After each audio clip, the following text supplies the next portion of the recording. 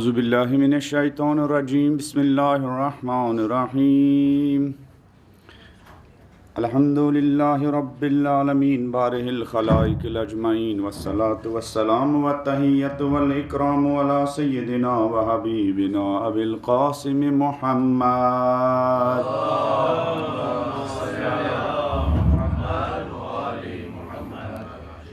الذی بعث لیتمم مکارم الاخلاق وانہ لعلی خلق عظیم وعلی اہل بیتہ الطیبین الطاہرین المعصومین الذین اذھب اللہ عنہم الرجس وطہرہم تطہیرا.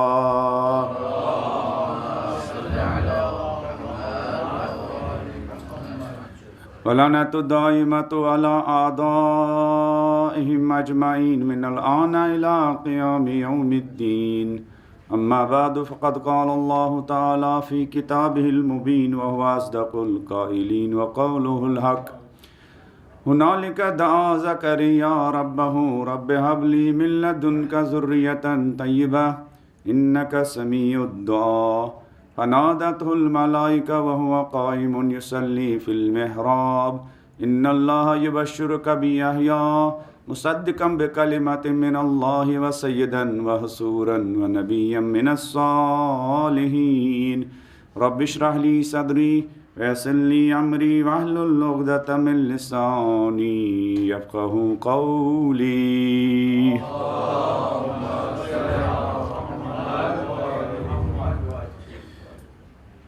خداوند جلیل کروٹ کروٹ جنت نصیب فرمائے تمام ان لوگوں کو جنہوں نے ہماری تربیت کی ہے، جنہوں نے ہماری تعلیم کے لیے، ہمیں دیندار بنانے کے لیے، ہمیں مسلمان بنانے کے لیے طرح طرح کی تکلیفیں جھیلی ہوں. خدا ان کو محمد و آل محمد کی شفاعت اور ان کے جوار میں جگہ عنایت فرمائیں. جن علماء کی تبلیغ کے طفیل میں ہماری معرفت میں اضافہ ہوا، ہماری عمل میں اضافہ ہوا، ہماری فکر میں تبدیلی آئی، ہمارا ایمان مضبوط ہوا، اگر وہ بھی قبروں میں سو رہے ہوں، خدا ان علماء اور دین کے خدمت گزاروں کو بھی محمد و آل محمد کی شفاعت اور ان کے جوار میں جگہ عنایت فرمائیں. اہل بیت کے مشن کی پاسداری کے لیے، اہل بیت علیہم السلام کے مقدس مقامات کی حفاظت کے لیے جن شہیدوں نے اپنے جان کے نذرانے پیش کیے، ان کے درجات بلند ہے. خدا ان کے درجات کو متعالی فرمائیں. ان شہیدوں کو، شہدائے مدافعین حرم کو کربلا کے شہیدوں کے ساتھ معشور فرمائیں. ہمیں، ہمارے والدین کو، ہمارے بچوں کو، ہمارے اہل و عیال کو، ہمارے دوست احباب کو ان تمام شہداء کی شفاعت نصیب فرمائیں. بانیان مجالس کے مرحومین کی مغفرت فرمائیں. بلند آواز میں ایک صلوات پڑھ دیجیے.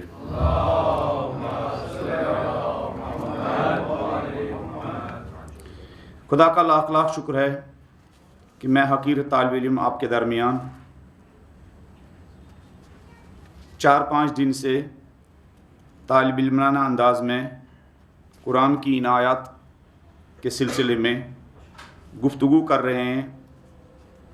جو گفتگو کا حق ہے وہ حق تو ادا نہیں ہو سکتا مجھ حقیر طالب علم سے. یہ آپ لوگوں کی بزرگواری ہے کہ آپ مجھ جیسے طالب علم کو سنتے ہیں، اور یہ آپ کا بڑا پن ہے کہ مجھ جیسے طالب علم کے یہ ٹوٹے پھوٹے الفاظ آپ سنتے ہیں. خدا یہ بزرگواری آپ کے بچوں میں بھی اسی طرح جاری و ساری رکھے. موضوع کا انتخاب میں نے اس لیے کیا تھا چونکہ جوانوں کے ساتھ اور بچوں کے ساتھ اٹھنا بیٹھنا ہوتا ہے. محسوس ہوتا ہے کہ ہمارے اس معاشرے میں، ہمارے گھروں میں، ہماری سوسائٹی میں کس طرح کی مشکلات ہے، کس طرح کی پرابلم ہے، اور دین کے صحیح سورس، دین کے صحیح منابع، دین کے جو حقیقی سرچشمے ہیں، ان سے اپنے نوجوانوں کو، اپنے معاشرے کو اور خود اپنے آپ کو آشنا کرنے کی ایک بہت ہی چھوٹی کوشش، اور اپنے سامعین کو تعلیمات محمد و آل محمد کی روشنی میں مسائل کے حل اور مشکلات کے حل کے سلسلے میں ایک بہت ہی انتہائی چھوٹی کوشش تھی. انشاءاللہ خدا ہم سب کو طالب علم ہی رکھے اور آخر تک علم کے سائے میں زندگی بسر کرنے کی توفیق عنایت فرمائیں. حضرت زکریا نے درخواست کی خالق سے رب ہب لی من لدنک ذریۃ طیبہ. پالنے والے میں بوڑھا ہو چکا ہوں، لیکن مریم کا وقار و ادب دیکھ کر، مریم کی عبادت دیکھ کر میرے اندر بھی اولاد صالح، ذریہ طیبہ، پاکیزہ نسل اور پاکیزہ اولاد کی تمنا پوری ہوئی. انک سمیع الدعا، پالنے والے تو سب کو سننے والا ہے. فنادت الملائکہ وہو قائم یصلی، ملائکہ نے جواب دیا اس حالت میں کہ زکریا محراب عبادت میں تھے. اشارہ کیا کہ خدا کی طرف سے گفٹ لینے کے لیے، خدا کی عنایات اپنے شامل حال کرنے کے لیے انسان کا پاک و پاکیزہ ایٹماسفیئر میں ہونا بہت ضروری ہے.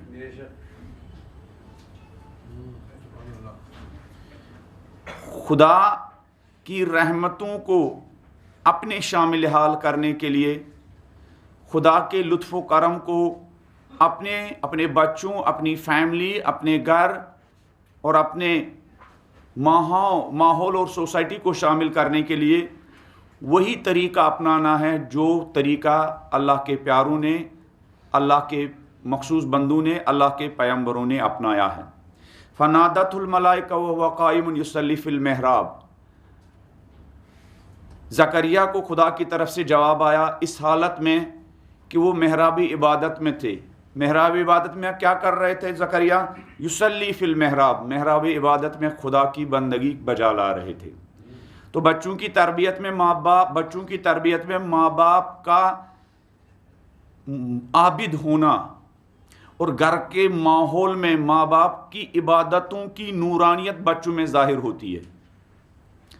ماں باپ گھر میں قرآن پڑھنے کے کیا ان کے اندر کیا وہ سنت اور عادت ہو، اس کا اثر، اس کی نورانیت بہرحال کیا بچوں کے درمیان پیدا ہوتی ہے، جس کی میں نے کچھ علماء کی مثال بھی دی. پھر زکریا کو ایک ایک کر کے یحییٰ کی کوالٹیز بیان کی خالق نے، فرشتوں نے.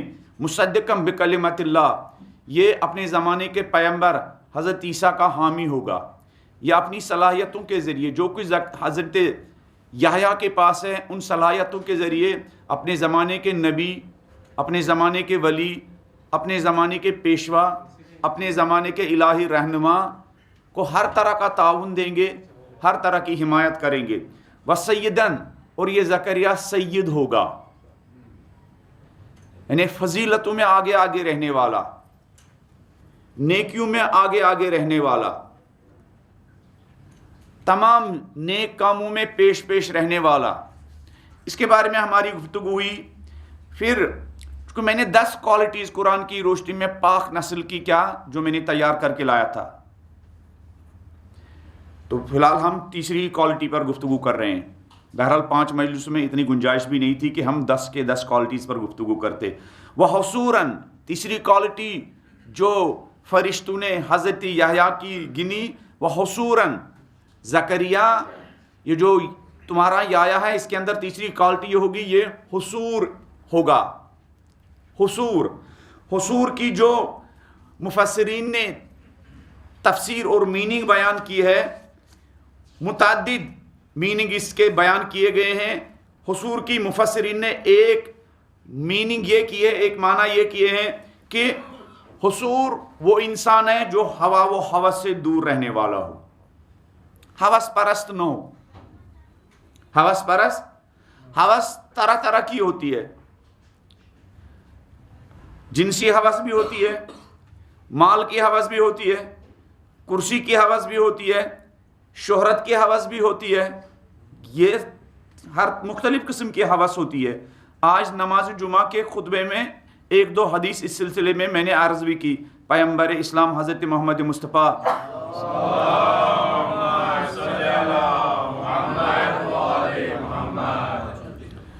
ایک معنی، البتہ یہ نزدیک ہے، جو معنی بیان کیے گئے سب نزدیکی معنی ہیں.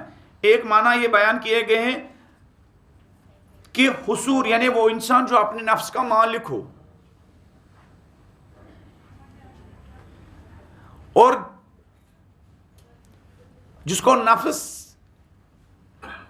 کنٹرول نہ کرے بلکہ خود اس نفس کا کنٹرول انسان کے ہاتھ میں ہو.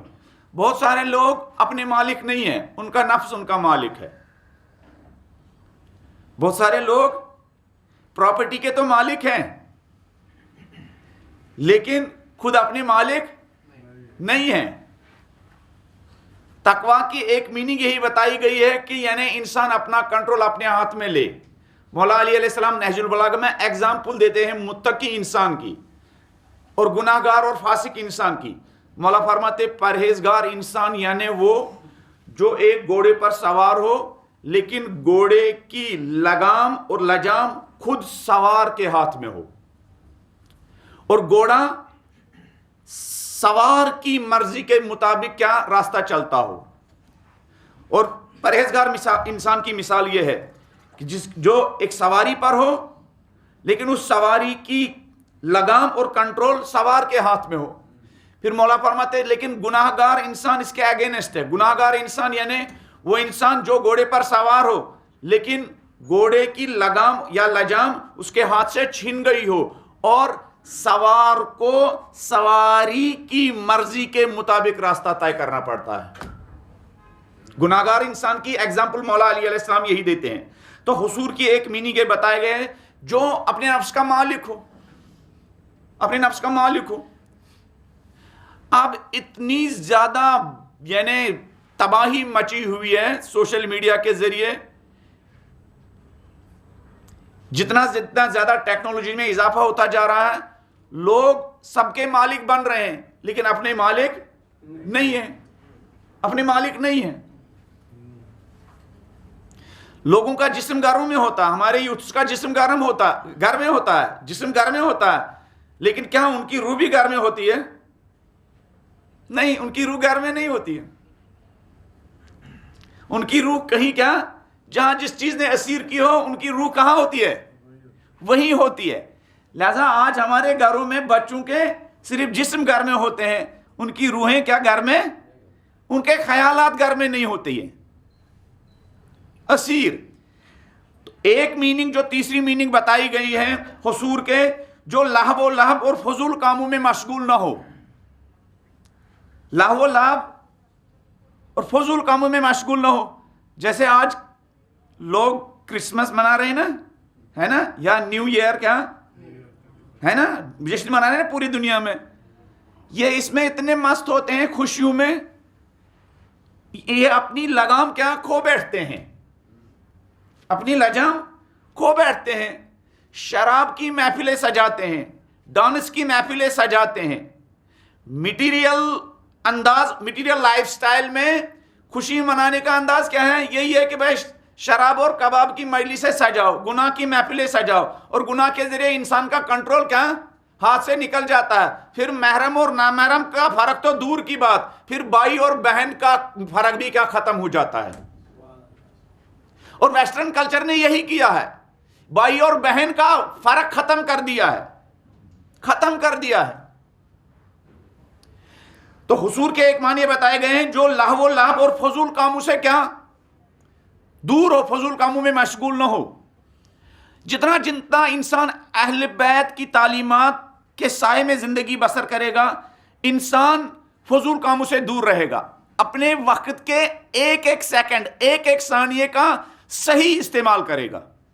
جتنا انسان اہل بیت کے سائے میں زندگی بسر کرے گا، اہل بیت کی تعلیمات، اہل بیت کی سیرت اور اہل بیت کا طرز زندگی جتنا اپنائے گا تو انسان کی زندگی اتنی ہی میننگ فل بن جائے گی. تو حصور کے ایک معنی یہ بتائے گئے جو دنیا پرستی سے دور ہو. دنیا پرستی، دنیا حاصل کرنا نہیں بلکہ دنیا پرستی سے دور ہو. کچھ لوگ خالق کی پرستش کے بجائے دنیا کی پرستش کرتے ہیں. مثلا اگر ایک انسان اپنے بزنس میں، اپنی تجارت میں، اپنی دکان پر، اپنی آفس میں دنیا حاصل کرنے کے لیے ہر طرح کا جھوٹ بوٹ اور ہر طرح کی فریب کاری کرتا ہے، ایسا انسان دنیا پرست ہے. یا اپنے ویلیوز کا خیال نہیں رکھتا، اپنے آئیڈیالوجی کا خیال نہیں رکھتا، اپنی آئیڈینٹی کا خیال نہیں رکھتا ہے. کسی ڈپلیکیٹ چیز کو اصلی چیز ثابت کرنے کے لیے کیا جھوٹی قسموں کا سہارا لیتا ہے، یا کوالٹی کی چیز نہیں ہے، ڈپلیکیٹ چیز ہے، اس کے اوپر کیا ایک اچھی کوالٹی کی پیکنگ کرتا ہے. ایسے لوگ کیا ہیں؟ یا آج کل کے زمانے میں جب گھر سے فون آتا ہے، کہاں ہو، یہ کہیں اور ہوتا ہے لیکن کہتے ہیں میں ابھی کہاں ہوں، آفس میں ہوں. ہاں، صاف صاف جھوٹ ہے نا. میں ایک مجلس میں تھا، ایک ذاکر مجلس پڑھنے کے بعد اترے، وہ مثلاً بامبے میں تھے، وہ مثلاً اندھیری میں تھے، فون آیا سب کے سامنے، 10 20 30 40 لوگ، کہاں ہیں جناب آپ؟ جناب میں بنگلور میں ہوں. سب کے سامنے میں بنگلور میں ہوں.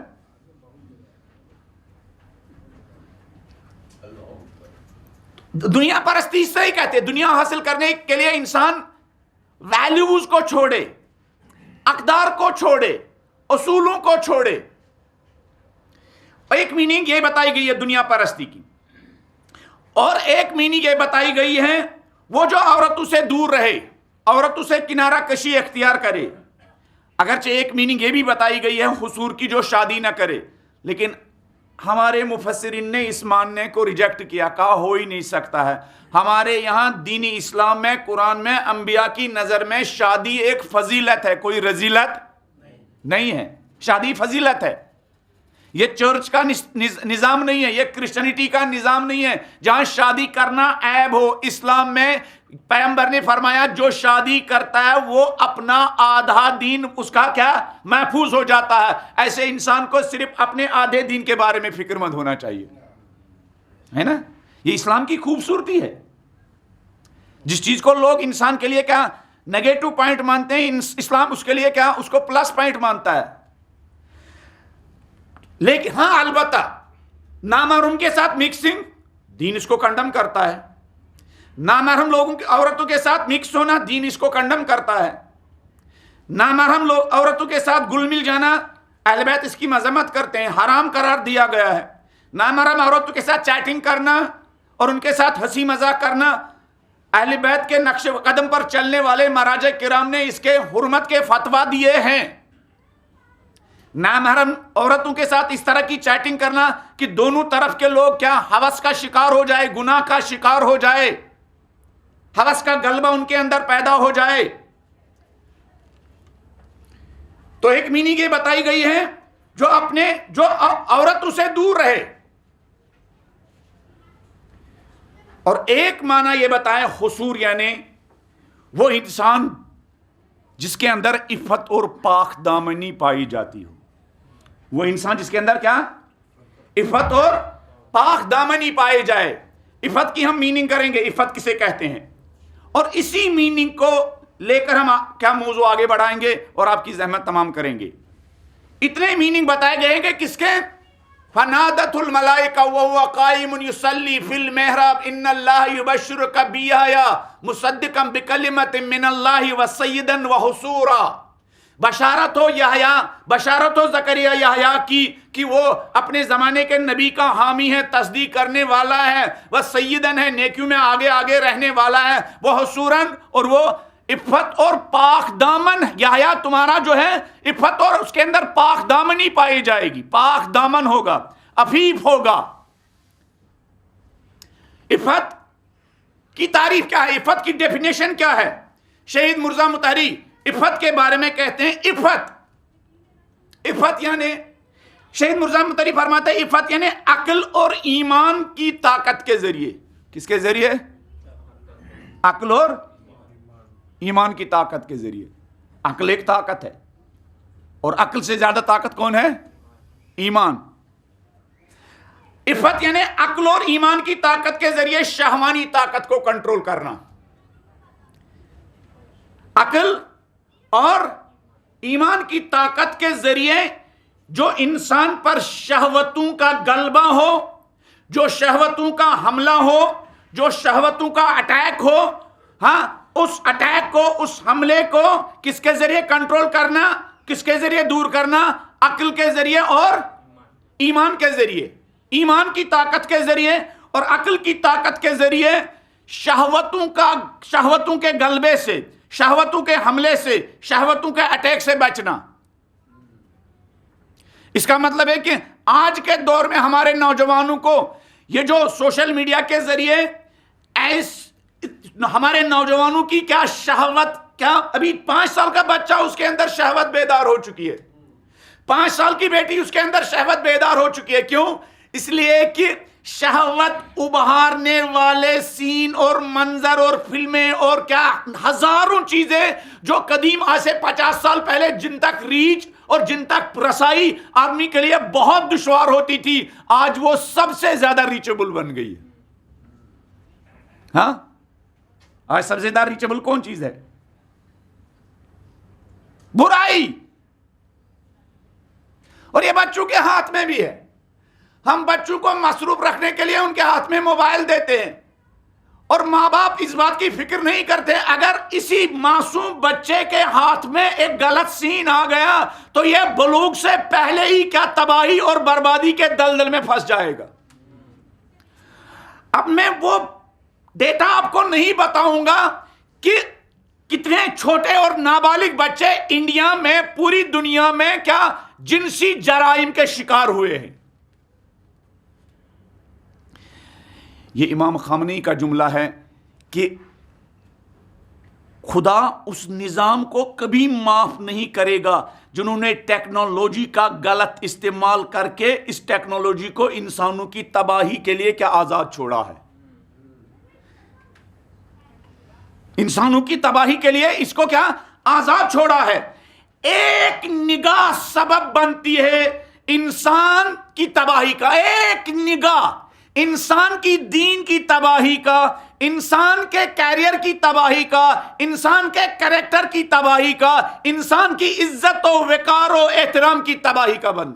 ایک نگاہ، ایک نگاہ۔ اگر انسان کے اندر وہ عقلی طاقت نہ ہو، اگر انسان کے اندر ایمان کی طاقت نہ ہو تو بچے گا کیسے؟ کیسے بچے گا؟ اسی لیے نبی اکرم حضرت محمد مصطفیٰ صلی اللہ علیہ وآلہ وسلم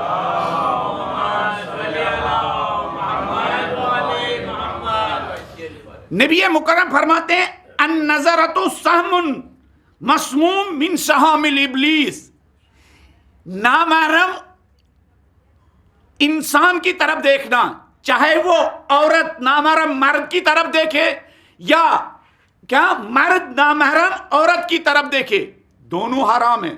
اگر عورت بھی کسی مرد کو کیا شہوانی نگاہ سے دیکھے یہ حرام ہے۔ اگر عورت بھی مرد کو شہوانی نگاہ سے دیکھے حرام ہے۔ مرد شہوانی نگاہ سے عورت کو دیکھے حرام ہے۔ نبی مکرم فرماتے ہیں النظرۃ سہم مسموم، نگاہ، باطل نگاہ، حرام نگاہ، نامحرم کی طرف دیکھنا یہ شیطان کا زہر آلود تیر ہے۔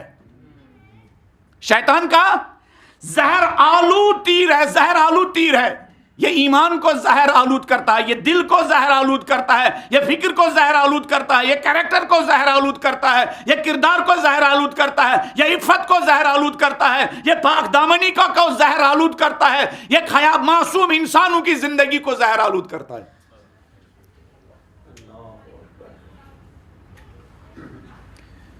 اچھا یہ بھی بتاؤں، بچے ہی نہیں بوڑھے بھی زہر آلود ہوتے ہیں۔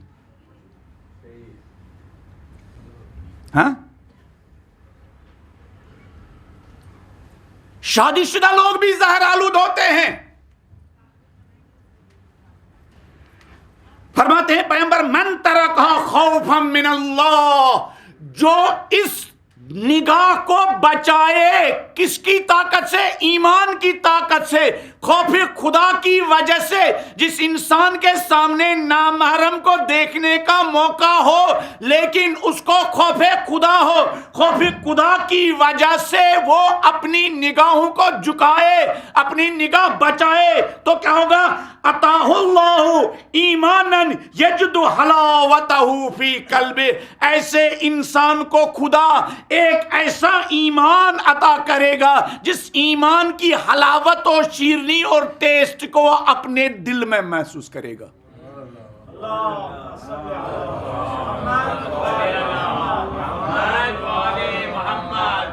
عطاہ اللہ، عطا کرے گا خالق ایمانن، ایسا ایمان یجد حلاوتہ، جس ایمان کی حلاوت، جس ایمان کی لذت، جس ایمان کا ٹیسٹ وہ اپنے دل میں محسوس کرے گا۔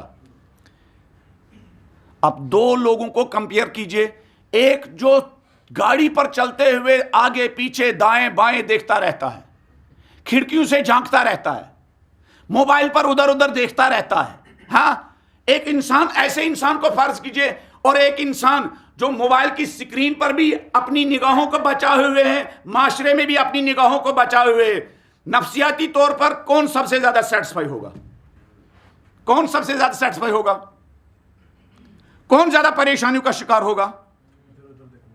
ادھر ادھر دیکھنے والے کی دن بھی تباہ ہو جاتے ہیں اور راتیں بھی تباہ ہو جاتے ہیں، اور اپنے نگاہوں کو بچانے والا انسان اپنی ایجوکیشن، اپنی کتاب کے ساتھ اس کا سروکار ہو تو وہ اپنی کتاب کے ساتھ کنسنٹریشن اور تمرکز قائم کر سکتا ہے۔ اپنی نگاہوں کو بچانے والا اگر اپنی آفس پر ہے تو وہ اپنی آفس کے ساتھ کنسنٹریشن کر سکتا ہے، اپنے کام کے ساتھ کنسنٹریشن کر سکتا ہے، اپنی تجارت اور اپنے کام کے ساتھ کنسنٹریشن کر سکتا ہے۔ لیکن جس نے اپنی آنکھوں کو آزاد چھوڑا ہو، اپنی ان آنکھوں کو آزادی دی ہو، ہر نامحرم کو دیکھے، چاہے وہ سوشل میڈیا پر دیکھے، چاہے وہ یوٹیوب پر دیکھے، چاہے وہ فیس بک پر دیکھے، چاہے وہ کیا ہزاروں وسیلے جن کو ہم نہیں جانتے ہمارے نوجوان جاتے ہیں، ان کو دیکھے، ایسا انسان نہ اپنے گھر کے کاموں کی طرف کنسنٹریشن کر سکتا ہے، نہ اپنی پڑھائی کے ساتھ کیا انصاف کر سکتا ہے، نہ اپنی جاب کے ساتھ انصاف کر سکتا ہے، نہیں کر سکتا۔ لیکن اطمینان بھی ایسے انسان کو نہیں ہوگا۔ ایسے لوگ ڈسٹرب ہوتے ہیں یہ لوگ جو اپنی نگاہوں کو نہیں بچاتے، وہ ڈسٹرب ہوتے ہیں۔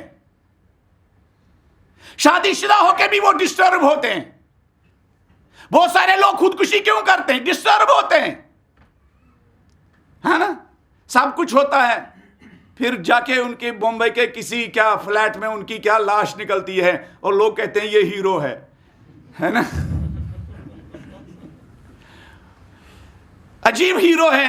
فلموں میں ان کو کیا ٹینک سے بھی گولہ بارود سے فائرنگ کرو یہ مرتے کیا نہیں ہے، لیکن جہاں ریئل زندگی میں ان کو تھوڑا سا مسئلہ پیش آتا ہے تو یہ سوسائڈ کرتے ہیں، ہے نا؟ فلموں کی دنیا میں یہ مرتے ہی نہیں ہیں، ریئل لائف میں ان کا تھوڑا سا توازن بگڑ جاتا ہے اپنے گناہوں، اپنے کرتوت اور اپنے شیطانی کاموں کی وجہ سے۔ صبح ان کا ایک کا جنازہ نہیں نکلتا ہے، ہر سال تو بمبئی میں بہت سارے لوگوں کا جنازہ نکلتا ہے نا، جن کی یہ ہماری نوجوان نسل کا دیوانے ہو چکی ہے۔ بھائی دیوانے یہ بھی جو ان کے دلداد ہے وہ تو دیوانے ہے ہی، ہاں، وہ کہتے وہ چلاتے بھی دیوانے، ہاں، یہ ان کے پیچھے پیچھے چلنے والے بھی دیوانے ہیں۔ اسی لیے حدیث میں ہے ناچنے اور گانے والوں نے انسانوں کو آخرت میں کیا بندر کی شکل میں معشور کیا جائے گا۔ بندر کا کام کیا ہوتا ہے؟ بندر کا کام کیا ہوتا ہے؟ اچھلنا، ہے نا؟ نہیں، بندر کا کام کیا ہے؟ اچھلنا، ہے نا؟ ایک پیڑ سے کیا دوسرے پیڑ، ایک گھر سے دوسرے پیڑ۔ اگر بہت زیادہ کمال یہ کرتے ہیں یہ بندر ہے، بندر سے بھی زیادہ کیا گئے گزرے ہیں، بندروں کو آپ فالو کرتے ہیں، یہ اپنی زندگیاں نہیں سنبھال پاتے ہیں، اور ہمارے نوجوان انہی کے دل دادا ہیں۔ تو پیغمبر رحمت فرماتے ہیں کہ النظرۃ سہم مسموم، بری نگاہ شیطان کے زہر آلو تیروں میں سے ایک تیر ہے۔ فمن ترکہ خوفا من اللہ، جو خوف خدا سے اس نگاہ کو بچائے، عطاہ اللہ ایمانا، ایسے انسان کو خدا ایسا ایمان عطا کرے گا، یجد حلاوتہ فی قلبہ، جس حلاوت کو، جس شیرینی کو کوئی فیل نہیں کر سکتا ہے سوائے اس کے کہ جو ایسے نامحرم لوگوں سے اپنی نگاہوں کو کیا محفوظ کرے، وہی فیل کر سکتا ہے، یہ بیان کے قابل چیز نہیں ہے۔ مولا علی علیہ السلام بلند آواز میں علی کی شان میں ایک صلوات پڑھ دیجیے۔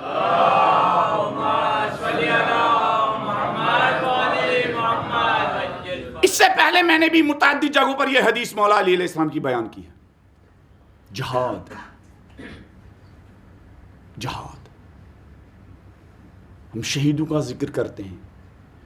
یہ شہید ظاہری جہاد سے پہلے حقیقی جہاد میں کامیابی حاصل کر چکے ہوتے ہیں، تب جا کے ان کو یہ عظیم کیا مرتبت شہادت نصیب ہوتی ہے. مولا علی علیہ السلام فرماتے ہیں مل مجاہد الشہید فی سبیل اللہ بعظم درجۃ ممن قدر فعفا. وہ مجاہد جو راہ خدا میں جہاد کرتا ہے. کہاں راہ؟ بہت سارے مجاہدوں کا جہاد راہ خدا میں.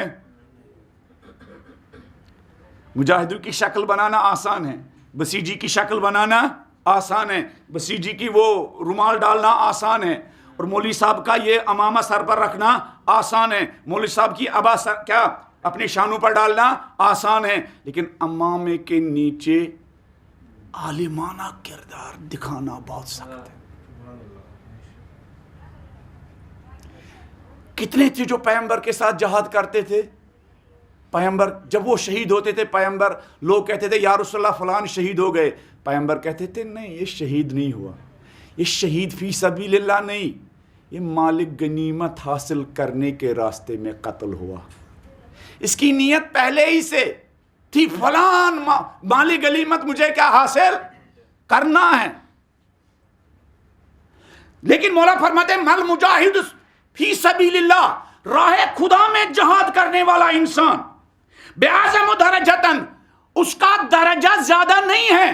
راہ خدا میں، نبی کی رکاب میں، علی کی رکاب میں، اہل بیت کی رکاب میں جہاد کرنے والے انسان، مجاہد انسان کا مقام اس انسان سے زیادہ نہیں ہے. کس انسان سے؟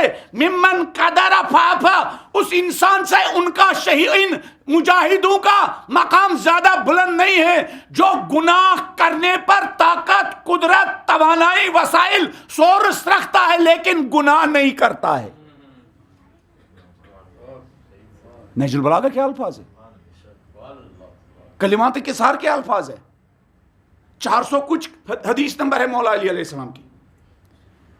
راہ خدا میں جہاد کرنے والا مجاہد اس انسان سے بڑا درجہ نہیں رکھتا ہے، اجر نہیں رکھتا ہے، مرتبہ زیادہ اس کا بلند نہیں ہے جو گناہوں پر قادر ہے لیکن گناہ کرتا نہیں ہے، اپنی عفت بچاتا ہے، اپنی پاک دامنی بچاتا ہے، اپنی شرافت کو بچاتا ہے. وہ کیریئر کو قربان کر سکتا ہے، کریکٹر کو قربان نہیں کرتا ہے. وہ اپنے کیریئر کو قربان کر سکتی ہے بیٹی. اگر اس کو کالج میں کہا جائے حجاب اترنا ہوگا، وہ کہے گی میں 1000 ڈگریوں کو چھوڑ سکتی ہوں لیکن اپنے سر سے یہ حجاب. اس عورت کا مرتبہ راہ خدا میں جہاد کرنے والے شہیدوں سے، راہ خدا میں جہاد کرنے والے مجاہدوں سے زیادہ افضل ہے، زیادہ برتر ہے. پھر مولا فرماتے ہیں سنو سنو، کیسے عفیف بن سکتے ہو، کیسے پاک دامن بن سکتے ہو. سب کی تمنا ہے، سب کی آرزو ہے ہم اہل بیت کے قریب ہو جائیں. تو اہل بیت کے قریب ہونے سب چاہتے ہیں امام زمانہ کی نگاہوں میں ہم آ جائے. جیسے میں نے اس سے پہلے کہا نا، شہداء لوگوں کی نگاہوں سے بچنا چاہتے تھے، امام زمانہ کی نگاہوں میں کیا آنا چاہتے تھے. کیسے ہم امام زمانہ کی نگاہوں میں آ سکتے ہیں؟ کیسے ہماری بیٹیاں امام زمانہ کی نگاہوں میں آ سکتی ہے؟ کیسی ہماری بہنیں امام زمانہ کی نگاہوں میں آ سکتی ہے؟ فرماتے ہیں مولا علی علیہ السلام لقاد العفیف، اپنی پاک دامنی کو بچانے والا جوان، اپنی پاک دامنی کو بچانے والی بیٹی قریب ہے خدا کے فرشتوں میں ایک فرشتہ بن جائے. نماز شب بھی انسان کو کیا پرواز کرانا سکھاتی ہے، عفت و پاک دامنی بھی انسان کو کیا روحانی اور معنوی پرواز کرنا سکھاتی ہے. بار بار میں نے اس نہج البلاغہ کے علامہ محمد تقی جعفری کا ذکر کیا، اس سے پہلے بھی میں نے ان کا ایک قول نقل کیا ہے. علامہ محمد تقی جعفری سے ان کے اسٹوڈنٹس نے، شاگرد نے پوچھا استاد آپ کو یہ بزرگی، یہ کمالات کیسے نصیب ہوئے؟ نہج البلاغہ کی ایک شرح ہے علامہ محمد تقی جعفری نے لکھی ہے 27 جلد. کتنی؟ 27 جلدوں میں لکھی ہے. ان کے اسٹوڈنٹس نے پوچھا استاد آپ کو یہ کمالات کیسے نصیب ہوئے؟ کہا اس کی لمبی داستان ہے. نجف کی شدید گرمی میں حوض علم نجف میں اپنے دوستوں کے ساتھ بیٹھا ہوا تھا. کہا ایک پیپر آیا، نیوز پیپر آیا، اس کے ایک پیج پر ایک عورت کی فوٹو تھی، جس فوٹو کے نیچے لکھا ہوا تھا کہ دنیا کی سب سے خوبصورت عورت. وہ فوٹو سب طالب علم ہنسی مذاق میں کیا اس کو دیکھتے جا رہے تھے، اس کے ساتھ کون شادی کرے گا، اگر یہ کسی کو کیا شادی کرنے کا اس کو موقع ملے گا، کون کیا اس کے ساتھ شادی کرے گا. ایک ایک کر کے سب کے ہاتھوں میں وہ اخبار اور وہ پیج کیا آ رہا تھا. تو علامہ محمد تقی جعفری کہتے ہیں جب میرے قریب وہ اخبار آیا، جب مجھے وہ تھمایا گیا، میں نے وہ اخبار لینے کے بجائے اپنے ساتھی کو دیا اور اس مجلس سے باہر نکلا. علامہ محمد تقی جعفری نقل کرتے ہیں، اپنے اسٹوڈنٹ سے کہتے ہیں، اپنے شاگردوں سے کہتے ہیں میرا اس نامحرم عورت کو دیکھنے سے کیا پرہیز کرنا، اس محفل سے باہر نکلنا. میں باہر نکلا، اپنے کمرے میں پہنچا، میں نے ایسے اپنے اندر عجیب غریب حالات دیکھے کہ گویا میں خواب و بیداری کے عالم میں ہوں. میں نے اسی حالت میں مولا علی علیہ السلام کا نور مبارک دیکھا.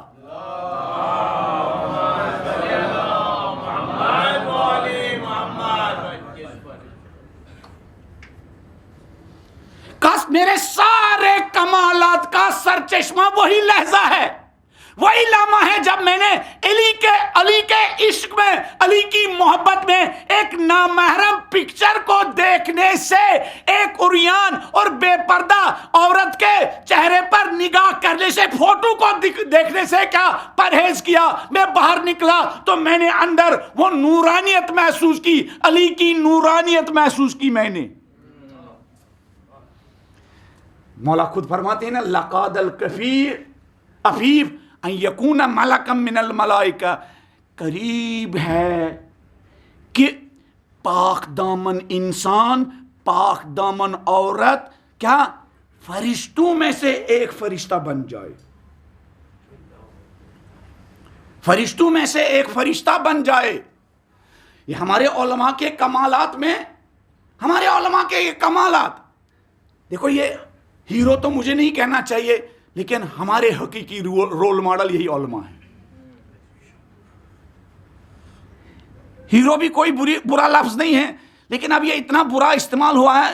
جب ہیرو کا لفظ آتا ہے تو ناچنے والے، ڈانس کرنے والے، ہاں بندروں کی طرح اچھل کود کرنے والے کیا ذہن میں آ جاتے ہیں. رول ماڈل کہوں گا، ہمارے نوجوانوں کے رول ماڈل کون ہیں بھائی؟ یہی سیستانی، یہی خامنئی، یہی نصر اللہ، یہی خمینی، یہی خوئی، یہی ہمارے رول ماڈل ہے جو ہمیں اس زمانے میں جینا سکھاتے اپنے عمل سے. آیت اللہ بہجت کے فرزند، آیت اللہ بہجت ہمارے رول ماڈل ہے. آیت اللہ بہجت، ان کی عبادت، ان کے عرفان کے چرچے تو آپ نے سنے ہوں گے. کس طرح عظیم شخصیتیں ان کے سامنے آتی تھی. سید حسن نصر اللہ لبنان سے اٹھ کر کس طرح ان کے پاس آتے تھے، آگا کوئی فارمولا بتائیے، کوئی دستور بتائیے تاکہ اسرائیل کے ساتھ جنگ کرتے کرتے ہم ان روحانی کمالات، ان دعاؤں کا سہارا لے. سید علی خامنئی تہران سے اٹھ کے آیت اللہ بہجت کے پاس آتے ہیں، ان سے رابطہ کرتے ہیں، آگا ہماری رہنمائی کیجئے، ہمیں گائیڈ کیجئے. اس بلندی کے انسان آیت اللہ بہجت کے فرزند کا کہنا ہے ہم ایک ہی مکان میں رہتے تھے، والد صاحب اوپر رہتے تھے اور ہم کیا نیچے رہتے تھے. ایک ٹائم ہوتا تھا دن میں جب والد صاحب اوپر سے آتے تھے 3 بجے 4 بجے اور ہمارے بچوں کے ساتھ کیا چائے پیتے تھے، 1 کپ چائے پیتے تھے. کہنے لگے ایک دن میں گھر آیا، میں نے اپنی اہلیہ سے پوچھا کیا والد صاحب نے آج چائے پی؟ کہاں وہ آئے لیکن کمرے میں داخل ہوتے ہی واپس چلے گئے، یہاں ایک لمحہ بیٹھے بھی نہیں، چائے بھی نہیں پی.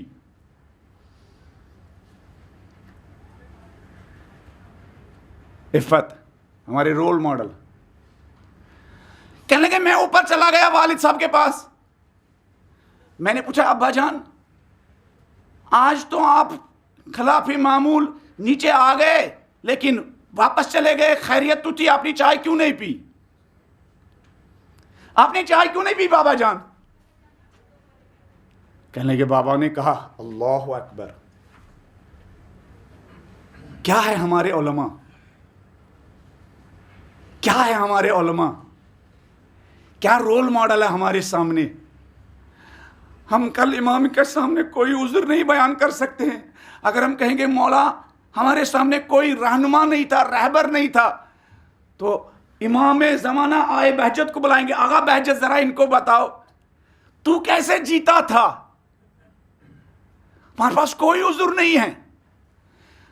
تو آغا بہجت کے فرزند کا کہنا ہے والد صاحب نے کہا میں نیچے گیا چائے پینے کے, اسی ٹائم گیا جو میرا روز کا معمول تھا, لیکن میں نے دیکھا تمہارے بچوں کے ہاتھ میں ایک گڑیا تھی, ایک ٹوائے تھی. وہ ٹوائے ایک کیا گڑیا تھی, ہوتی نا گڑیا تھی, ہاں, اور وہ گڑیا جس کے بال بکھرے ہوئے تھے. میں نہیں چاہتا تھا نامحرم عورت کی بنی ہوئی گڑیا کی طرف نگاہ دوڑاؤں.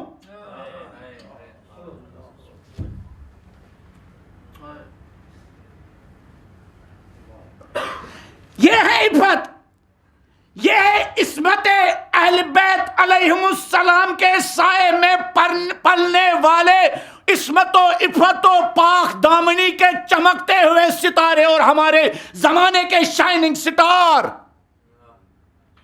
ہمارے شائننگ سٹار, اہل بیت کے شائننگ سٹار, نہج البلاغہ کے شائننگ سٹار, شیعت کے شائننگ سٹار, جو گڑیا کو بھی کیا بے پردہ حالت میں دیکھنا پسند نہیں کرتے ہیں.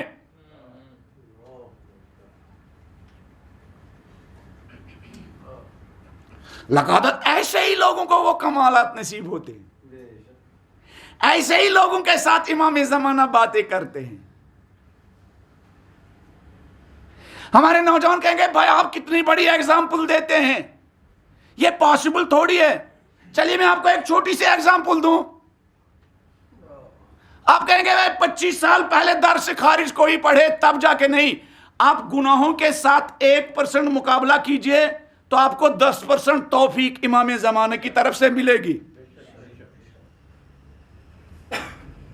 آپ گناہوں کا مقابلہ کرنے کا ارادہ تو کیجئے, اس نفس سے کہے نہیں اب تو آپ کی نہیں چلے گی, رات کے 2 بجے تک واٹس ایپ نہیں چلے گا, رات کے 2 بجے تک کیا موبائل ہاتھ میں رہے گا, اب تو نہیں تمہاری نہیں چلے گی, اب میری چلے گی, امام زمانے کی چلے گی. 10 بجے سونا پڑے گا, صبح اذان سے 15 منٹ پہلے کیا اٹھنا پڑے گا. ایک زمانے ایک کچھ ٹائم تو لو, اس کی لگام اپنے ہاتھ میں لو, ورنہ نفس تمہارا مالک ہو چکا, تم غلام ہو. اب نفس کو غلام بناؤ اور تم نفس کے کیا بنو, مالک بنو. پھر دیکھو امام زمانہ کی تائیدیں, پھر دیکھو اہل بیت کی عنایات.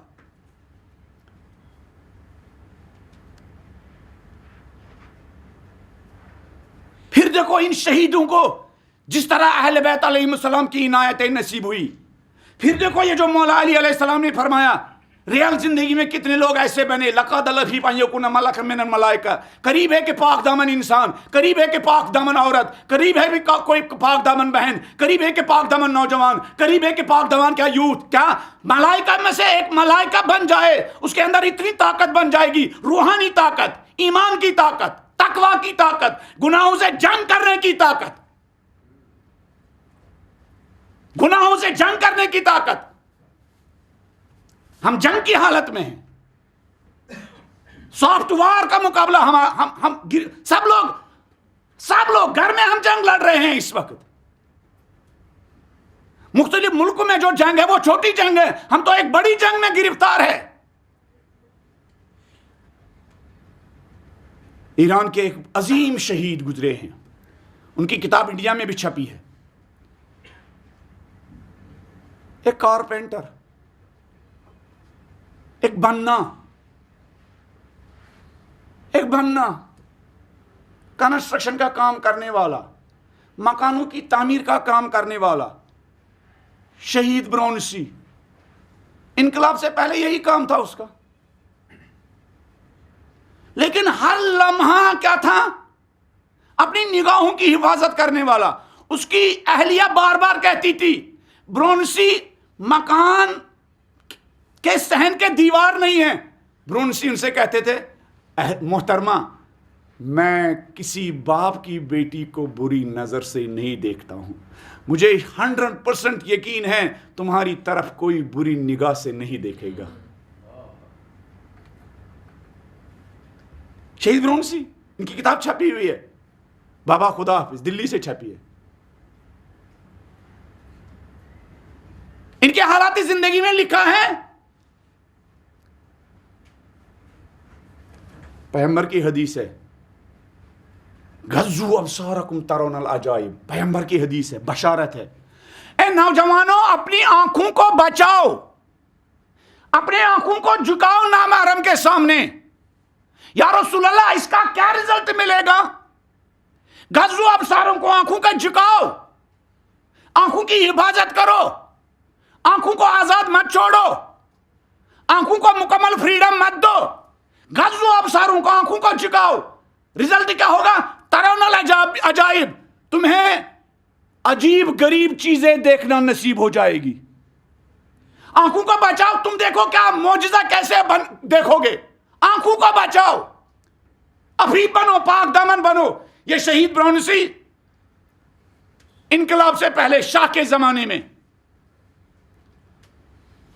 ایران میں انقلاب سے پہلے اب بھی وہ قانون ہے, 2 سال نوجوانوں کو کیا سروس دینے کے لیے جانا پڑتا ہے, سروس دینے کے لیے جانا پڑتا ہے.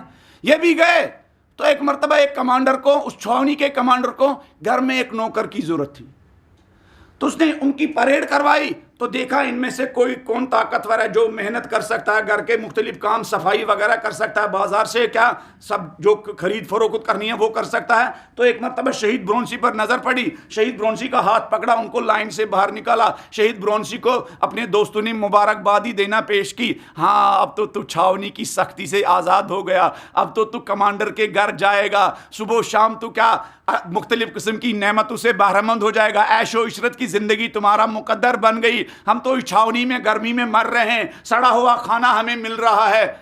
دوست اس پر عشق کر رہے تھے, دیکھو یہ کہاں پہنچا. جب کمانڈر اس کو گھر چھوڑ کے گیا اور واپس اپنی چھاونی میں آیا, کچھ گھنٹے کے بعد دیکھا, 1 گھنٹہ 2 گھنٹے کے بعد اس کمانڈر کے گھر سے دوڑتا ہوا شہید برونسی واپس آیا. اس کمانڈر نے پوچھا خیریت تو کیوں واپس آیا؟ کہا میں اس گھر میں نہیں رہ سکتا. کہا کیوں؟ کہا جب تمہاری اہلیہ شریک حیات اوپر سے نیچے آئی, وہ بے پردہ میک اپ کیے ہوئے تھی, میں اس حالت میں اس گھر میں نہیں رہ سکتا ہوں. کہا ٹھیک ہے اگر تو اس گھر میں نہیں رہ سکتا ہے, فوجی چھاونی کا سب سے سخت کام تمہیں دوں گا. کہا کون سا سخت کام؟ کہا اس فوجی چھاونی کے جتنے ٹوائلٹ اور بیت الخلا ہے 30-40 ہر روز وہ صاف کرنے پڑیں گے. کہا میں اپنے جسم کو ٹوائلٹ صاف کر کے گندا کرنا برداشت کروں گا, نامحرم عورت کو دیکھ دیکھ کر اپنی روح کو گندا اور ناپاک کرنا برداشت نہیں کروں گا. پھر کیا ہوا؟ پیغمبر نے کہا غضوا ابصارکم ترون العجائب. اے نوجوانوں سب کی تو سنتے ہو, ذرا پیغمبر کی سنو, ذرا علی کی سنو, ذرا فاطمہ کی سنو, ذرا اہل بیت کی سنو, ذرا 1 سال ان کا تجربہ کرو. اب تو تم ہالی ووڈ بالی ووڈ کو بہت تجربہ کیا, تباہی کے علاوہ کچھ تمہیں کیا ملا نہیں ہے, تمہارے زندگی تباہ ہو چکی ہے, ذرا پیغمبر کی تو سنو.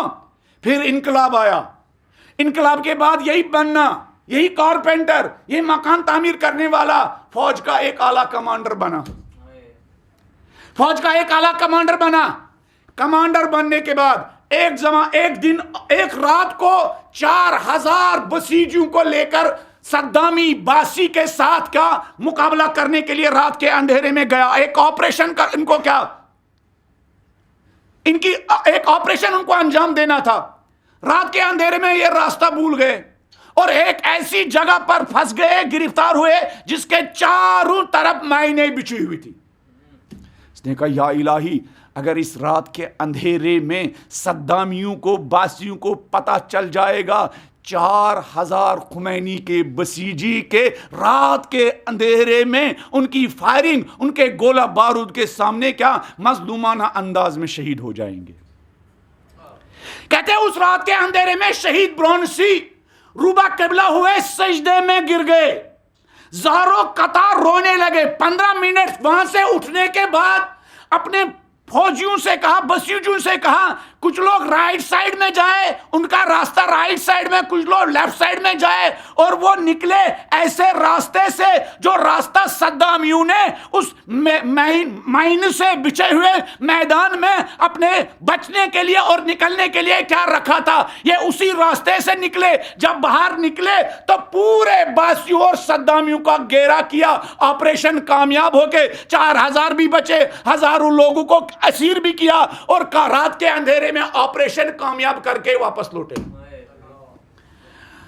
कुछ अरसे के बाद ब्रोनसी को साथियों ने कहा शहीद, ब्रोनसी उस वक्त शहीद नहीं हुए थे, ब्रोनसी रात के अंधेरे में जब हम लोग दुश्मनों के नरगे में फंस गए और चारों तरफ मैंने बिछे हुए थी, कुछ समझ में नहीं आ रहा था रास्ता किधर से है, रो रो कर तू किसी के साथ बात कर रहा था। वो कौन हस्ती थी जिसके साथ तू रात के अंधेरे में ज़ारो कतार रो रो कर बात कर रहा था? शहीद ब्रोनसी ने बताया नहीं, इसरार किया, कहा जब तक मैं शहीद नहीं होता हूं तब तक ये वाक़ा किसी को बयान नहीं करना। 14 मिनट सजदे में ज़ारो कतार रो रहा था। मैं इन शहीदों की हकीकी माँ, हुसैन की माँ फातिमतुज़ ज़हरा के साथ बात कर रहा था। उन्होंने मेरे कान में डाला, ब्रोनसी फलान तरफ नजात का रास्ता है, ब्रोनसी फलान तरफ तुम्हारा रास्ता है, तुम्हारा ऑपरेशन भी कामयाब हो जाएगा और तुम्हारे ये सारे 4000 बसीजी भी बच जाएंगे।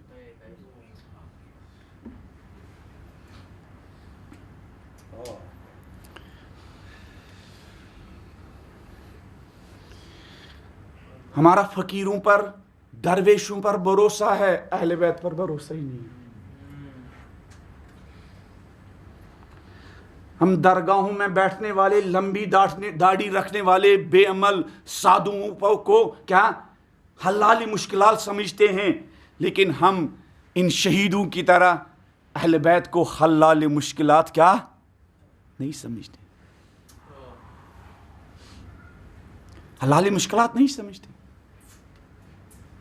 इन शहीदों के मुश्किलात, ये तो इससे पहले भी मैंने बयान किया, शहीद सुलेमानी ने 12 कहा जब जंग में हमारी मुश्किलात बढ़ जाती थी। ये खुद मौला अली का भी जुमला है, जब जंग की आग भड़कती थी तो हम पैगंबर के दामन में क्या पनाह लेते थे। ये मौला अली अलैहिस्सलाम का जुमला है नहजुल बलागा में। शहीद कासिम सुलेमानी फरमाते हैं कि जब मैदानी जंग में, चाहे वो ईरान अराक की जंग, बल्कि ईरान अराक की नहीं, ईरान और बासियों की जंग, ईरान और सद्दामियों की जंग, या शाम में जो दाइश के साथ जंग थी, जो तकफीरियों के साथ जंग थी, चाहे उस जंग में जब हमारी मुश्किलात बढ़ जाती थी तो हम फातिमतुज़ ज़हरा का वास्ता खालिक को देते थे। हम फातिमतुज़ ज़हरा का वास्ता खालिक को देते थे। इफ़्फ़त और पाक दामनी व सय्यदन व हसूरन, ज़करिया याया पाक दामन होगा। और बच्चों को पाक दामन बनाने में किसका रोल है? बहुत सख्त जिम्मेदारी है आज के ज़माने के वालिदैन की। इसलिए मेरे उस्ताद कहते थे, सोच समझ कर खुदा की बारगाह में अपने लिए साहिब औलाद होने की दुआ किया करो, इसलिए कि औलाद मिल जाए फिर उसको वैसे ही तरबियत करे जैसे एक मुसलमान माँ बाप को तरबियत करनी चाहिए। ये बहुत कठिन और सख्त मरहला है। इसके लिए माँ बाप को खूने जिगर पीना क्या पड़ता है, खूनी जिगर पीना पड़ता है। मेरे उस्ताद कहते थे, सोच समझ कर खुदा से साहिब औलाद होने की दुआ करो। हर एक इंसान के बस की बात नहीं है अपने बच्चों की वो तरबियत करे दो इस्लाम चाहता है। इसलिए कितने लोग कल इसलिए उनको गिरफ्त होगी, इसलिए उनको पकड़ा जाएगा कि तुम्हें खुदा ने एक बच्चा दिया था जो मुसलमान बन सकता था, लेकिन तू उसकी तरबियत करने में गाफिल हो गया। तू उसको नमाजी नहीं बना सका, तू उसको साहिब इफ़्फ़त नहीं बना सका, तू उसको मुसलमान नहीं बना सका, तू उसको जिम्मेदार मुसलमान नहीं बना सका। لقد لفیف ان یکون ملکا من الملائکہ، قریب ہے کہ صاحب عفت انسان فرشتوں میں سے ایک فرشتہ بن جائے. ہم کیا کریں کہ ہم اپنے آپ کو، اپنے بچوں کو گناہوں سے بچائے؟ والدین اور پیرنٹس کا سوال اور ہمارے نوجوانوں کا سوال. ہم کیا کریں؟ ہم اس سوشل میڈیا کے دور میں جب پانی بھی مہنگا ہے لیکن برائی مفت میں مل رہی ہے، برائی مفت میں مل رہی ہے، ہم کیا کریں؟ مگر اہل بیت نے ہمیں بے سہارا چھوڑا ہے. آپ کرنے کے لیے تیار نہیں ہیں، آپ اہل بیت کے لائف سٹائل کو اپنانے کے لیے تیار نہیں ہیں. امام صادق علیہ السلام کی حدیث ہے، بلند آواز میں امام صادق کی شان میں ایک صلوات پڑھ دیں.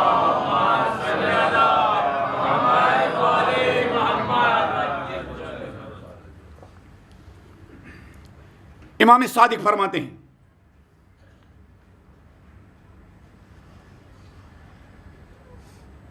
سال تو ابا عبداللہ عن لقمان، راوی کہتا ہے میں نے امام صادق سے لقمان حکیم کے بارے میں سوال کیا. کس کے بارے میں؟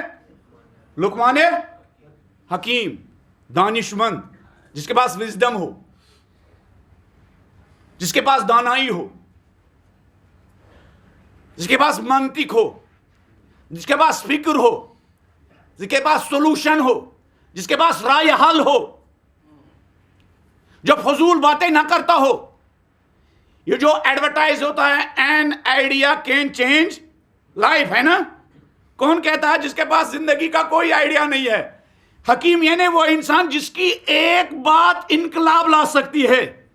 حکیم یعنی وہ انسان جس کا طرز زندگی انسان کے اندر انقلاب لا سکتا ہے.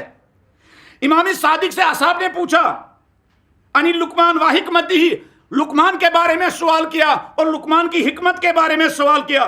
التی ذکر اللہ عز وجل، جس کی حکمت اور دانائی کے بارے میں خدا نے ذکر کیا.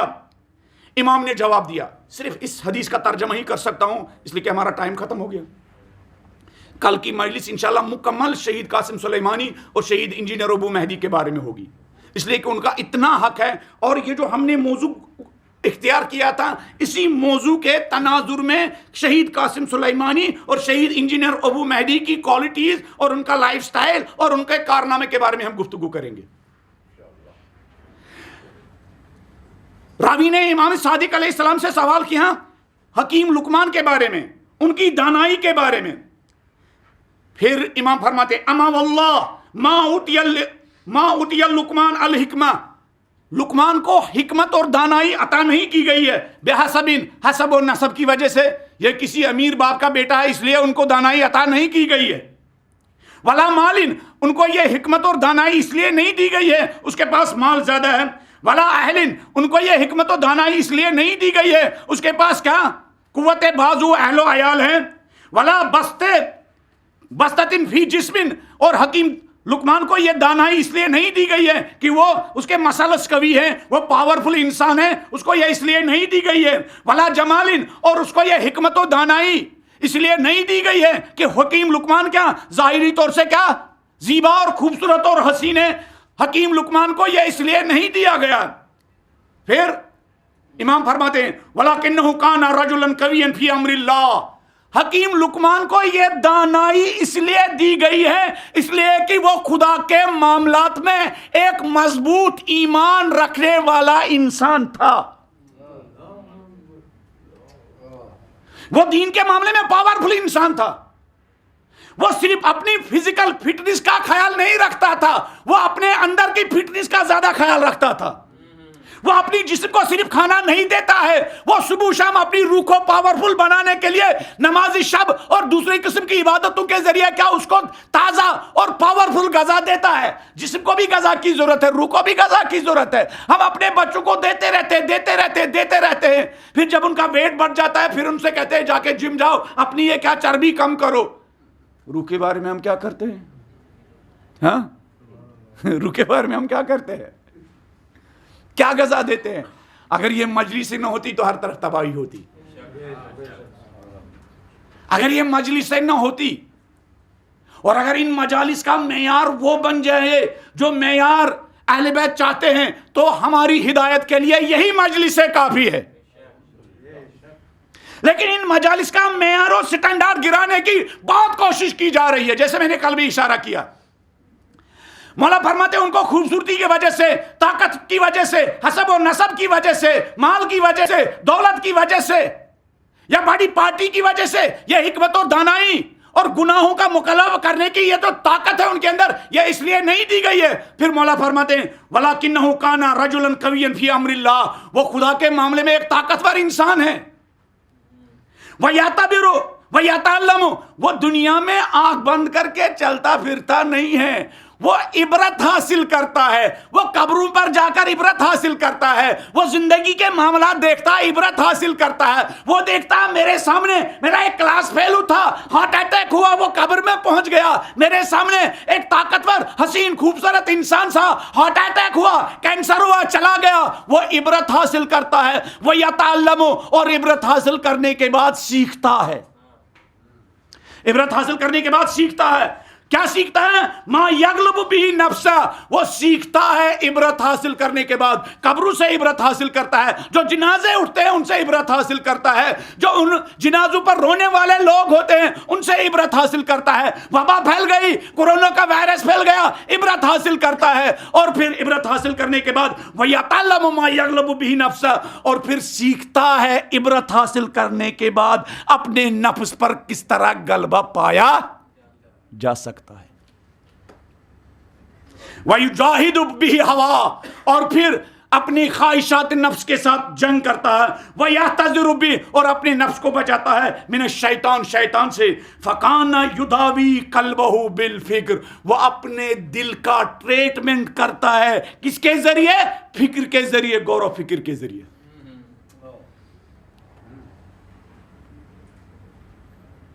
وہ اپنے دل کا ٹریٹمنٹ کرتا ہے. صبح و شام ہم اپنا بلڈ پریشر چیک کرتے ہیں. ہر سال ہم اپنا کا فزیکل کا فٹنس دیکھنے کے لیے چیک اپ کراتے ہیں. ہاں, کہیں آہستہ آہستہ کینسر اندر نہ چلا گیا ہو, کہیں ہارٹ اٹیک ہونے کے کیا چانسز نہ بڑھ گئے ہو, کہیں اندر چھپی ہوئی کڈنیوں نے کیا گردوں نے کیا کام کرنا کیا نہ چھوڑا ہو. بھائی فکر کرو, یہ ظاہری دنیا ہے اور بھی تو اندر کی دنیا ہے. کہیں مال دنیا نے اندر جگہ نہ کی ہو, کہیں ہر نامحرم کی محبت نے اندر نہ جگہ بسائی ہو, کہیں حرام کی دولت نے اندر ایمان کو کھوکھلا اور ایمان کو کیا تباہ و برباد کرنے کے لیے کوئی جگہ نہ بنائی ہو. اس کے لیے فکر کرنے کی ضرورت ہے. امام فرماتے ہیں حکیم غور و فکر کرتا ہے اور فکر کے ذریعے اپنے دل کا علاج کرتا ہے. امام فرماتے ہیں وَيُدَاوِي نَفْسَهُ بِالْعِبَرِ, اور عبرتوں کے ذریعے یہ جو قبرستانوں پر اور تشییع جنازہ کا حکم دیا گیا ہے, اس کا مقصد صرف یہ نہیں کہ ایک جنازہ اٹھا ہے اور اس کو قبر میں دفن کرنا ہے. اس کا ایک مقصد یہ ہے, مولانا نہج البلاغہ میں فرماتے ہیں, اس کا ایک مقصد یہ ہے کہ تم اس جنازے کو دیکھ کر یاد کرو کہ اسی طرح ایک دن تمہارا جنازہ بھی کیا لوگوں کے کندھے پر ہوگا. اس لیے زیارت قبور جو ہم پڑھتے ہیں, چونکہ ہم میننگ نہیں پڑھتے ہیں نا, ورنہ اہل بیت نے ہماری تربیت کے کتنے سامان رکھے ہیں. اس میں ہیں وَإِنَّا إِنشَاءَ اللَّهُ لَاحِقُونَ بِكُمْ, ایک قبروں میں سونے والوں تم ہم سے پہلے کچھ گھنٹے, کچھ مہینے, کچھ سال پہنچ گئے, ورنہ ہم بھی وہی آنے والے ہیں جہاں تم ہم سے پہلے کیا پہنچ گئے ہیں. مولا ایک جگہ فرماتے ہیں دیکھو موت نے کتنے خوبصورت چہروں کو کہاں کب مٹی کے نیچے پہنچا دیا ہے. مولا فرماتے ہیں دیکھو موت نے کتنے ان جسموں کو جن پر قیمتی لباس ہوتا تھا اب ان کے اوپر خاک کے علاوہ کچھ کیا. مولا فرماتے ہیں دیکھو عبرت حاصل کرو, کتنے لوگ جو ان بالوں کو سجانے کے لیے, ان آنکھوں کو سرما لگاتے خوبصورتی کے لیے, اب وہ قبروں میں کتنی آنکھیں وہ دس چکی ہے. یہ مولا کے نہج البلاغہ کے الفاظ ہے. اس لیے عبرت کی بڑی کتاب کا نام ہے کیا؟ نہج البلاغہ. نہج البلاغہ جو ہمارے شعر کی دنیا میں ہے, خطابت کی دنیا میں ہے, لیکن ہماری زندگی کا سلیبس اور ہماری زندگی کا نصاب نہیں ہے. مولا فرماتے ہیں وَيُدَاوِي نَفْسَهُ بِالْعِبَرِ, وہ عبرتوں کے ذریعے قبر پر بیٹھنا چاہیے، اس باپ کی قبر پر بیٹھنا چاہیے، اس دوست کی قبر پر بیٹھنا چاہیے، اس بھائی کی قبر پر بیٹھنا چاہیے، اس عام قبر پر بیٹھنا چاہیے، اس کی زندگی پر غور و فکر کرنا چاہیے، آدھا گھنٹہ سر جھکا کر بیٹھنا چاہیے کہ بھائی مگر میں اپنے آپ کو بچا سکتا ہوں، میرے اندر طاقت ہے، میں ملک الموت کے لیے کیا کوئی آرڈر لاؤں کہ وہ میرے قریب نہ آ جائے؟ کیا کسی کے پاس طاقت ہے؟ کوئی؟ بیٹھنا چاہیے، غور و فکر کرنا چاہیے، اپنا دامن پکڑنا چاہیے، اپنا گریبان پکڑنا چاہیے۔ مولا فرماتے ہیں عبرتوں کے ذریعے لقمان کیا کرتا تھا؟ اپنے نفس کا علاج کرتا تھا۔ وَقَانَ لَا يَزْعَنُ إِلَّا فِي مَا يَنْفَهُ۔ سنو، تم سوال کر رہے ہو لقمان کو یہ دانائی کیوں ملی ہے؟ لقمان کسی چیز کے قریب نہیں جاتا تھا مگر یہ کہ وہ پہلے غور و فکر کرتا تھا اس چیز کے قریب جانے سے مجھے کوئی فائدہ ملے گا یا نہیں۔ فَبِذَلِكَ أُوتِيَ الْحِكْمَةَ وَمُنِحَ الْإِسْمَ۔ ان کاموں کی وجہ سے لقمان کو کیا حکمت و دانائی و بینائی عطا کی گئی ہے۔ اس جہاد اور اس مبارزے کی وجہ سے ان کو یہ دانائی، ان کو یہ حکمت اور ان کو یہ گناہوں کا مقابلہ کرنے کی طاقت عطا کی گئی ہے۔ یہ موضوع 10 سے زیادہ کوالٹیز، پاک اولاد، قرآنی نسل، قرآنی اولاد، قرآنی فرزند، 10 سے زیادہ کوالٹیز قرآن نے بیان کی ہے، انبیاء کی زبانی، انبیاء کی آرزوؤں کی صورت میں، انبیاء کی دعاؤں کی صورت میں، انبیاء کی تمناؤں کی صورت میں پورا ایک نقشہ قرآن نے کھینچا ہے کہ صالح اولاد، پاکیزہ اولاد، ذریہ طیبہ کس کو کہتے ہیں۔ اور ہم صرف 3 کوالٹیز کے بارے میں گفتگو کر پائے۔ ہم خدا سے دعا کرتے ہیں پالنے والے اہل بیت کے صدقے میں ہمیں اپنی نوجوان نسل کی امام زمانہ کی پسند کی تربیت کرنے کی توفیق عنایت فرما۔ اس خطرناک دور میں ہمیں اپنی نسلوں کو بچانے کی طاقت اور توانائی عنایت فرما۔ بلند آواز میں اہل بیت کی شان میں ایک صلوات پڑھ دیجئے۔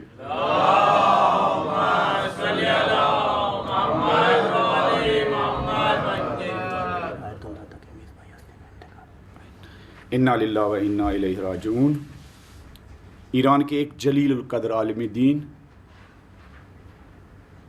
آیت اللہ محمد تقی مصباح یزدی، جنہوں نے شیعت کی بہت بڑی خدمت کی ہے، میں نے ان پہلی مجلس میں ان کا ایک واقعہ سنایا تھا۔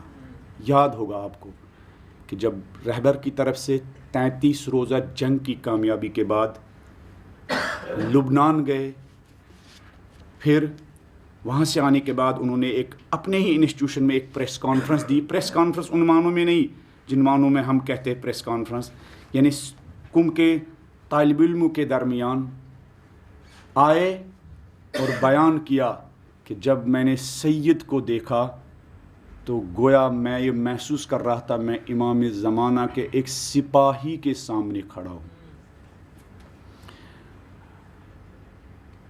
پہلے ہی دن میں نے بتایا تھا کہ اسی عظیم المرتبت شخصیت، بہت خدمت کی شیعت کی، بہت خدمت کی قاسم سلیمانی جیسے سرداروں اور سولجروں کی تربیت کرنے کی۔ بعض اوقات درس دینے کے لیے لبنان جاتے تھے خاموشی کے ساتھ، سید حسن نصر اللہ اور شہید اماد مغنیہ جیسے سپاہیوں کی تربیت کرنے کی غرض سے، ہزاروں طالب علموں کی تربیت کی۔ نظام جمہوریہ اسلامیہ کی سافٹ طاقت تھی۔ کون؟ آیت اللہ مصباح یزدی۔ سافٹ طاقت یعنی ان کی فکر، ان کے خیالات، ان کی سوچ۔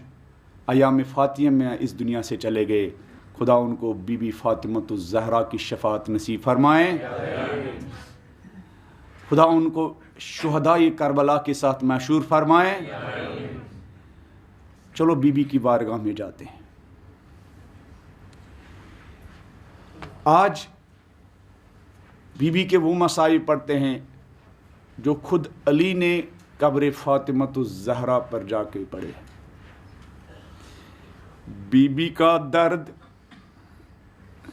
سب سے زیادہ علی کو ستاتا تھا، اور علی کا درد سب سے زیادہ بی بی کو ستاتا تھا، اس لیے کہ فاطمہ کو صرف محسوس تھا، فاطمہ جانتی تھی علی کتنے مظلوم ہے، اور علی جانتے تھے فاطمہ کتنی مظلومہ ہے۔ دونوں ایک دوسرے کو تسلی دیتے تھے، دونوں ایک دوسرے کو دلاسا دیتے تھے۔ جب بی بی نے وقت آخر علی علیہ السلام کے سامنے وصیت کی، کیا وصیت کی؟ کہا علی رات کے اندھیرے میں مجھے غسل دینا علی، رات کے اندھیرے میں مجھے کفن پہنانا علی، رات کے اندھیرے میں مجھے دفن کرنا علی۔ پھر ایک وصیت کی اور، کہا علی مجھے قرآن سے بہت محبت ہے علی، مجھے دفن کرنے کے بعد میری قبر پر کچھ دیر ٹھہرنا علی، میری قبر پر قرآن پڑھنا علی۔ علی جب فاطمۃ الزہرا کو دفن کرنے کے بعد علی قبر فاطمۃ الزہرا پر بیٹھے اور اس طرح فاطمہ الزہرا کے مصائب بیان کرنے شروع کیے۔ نہج البلاغہ میں 202 نمبر خطبہ میں وہ مرثیہ لکھا ہے جو علی نے فاطمۃ الزہرا کی قبر پر پڑھا، فرمایا السلام علیکہ یا رسول اللہ انی وان ابنتک نازلہ فی جوارک، میرے حبیب میرا سلام ہو، میرے حبیب میرے حبیب، وہ فاطمہ جو میں نے دفن کی میرے حبیب، اس فاطمہ کے بھی سلام قبول کیجئے میرے حبیب، السریۃ اللحاق بک، میرے حبیب اس فاطمہ کا سلام قبول کیجئے جو 18 سال میں تیرے پاس پہنچی ہے یا رسول اللہ، کلا یا رسول اللہ سبیتی کا صبری۔ یہ بہادر علی، در خیبر اٹھانے والا علی کیا کہہ رہا یا رسول اللہ فاطمہ کی شہادت کے بعد میرا صبر بہت کم ہوا یا رسول اللہ، یا رسول اللہ مجھ سے برداشت نہیں ہوتا یا رسول اللہ، یا رسول اللہ مجھ سے فاطمہ کی فراق برداشت نہیں ہوتا یا رسول اللہ۔ پھر فرماتے یا رسول اللہ، یا رسول اللہ فاطمہ کو میں نے دفن کیا یا رسول اللہ، یا رسول اللہ فاطمہ سے سوال کیجئے گا کس کا؟ یا رسول اللہ فاطمہ بتائے گی علی کا کیا حال ہے یا رسول اللہ، یا رسول اللہ آپ نے امت سے کہا تھا اجر رسالت کے بارے میں فاطمہ سے پوچھنا یا رسول اللہ۔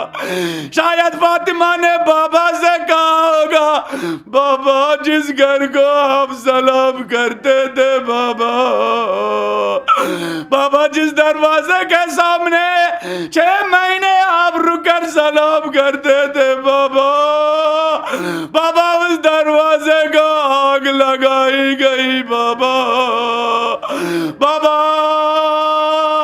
جس علی کو غدیر خم میں کھڑا کیا تھا، بابا رسن بستہ اس علی کو گھر سے باہر نکالا گیا، بابا۔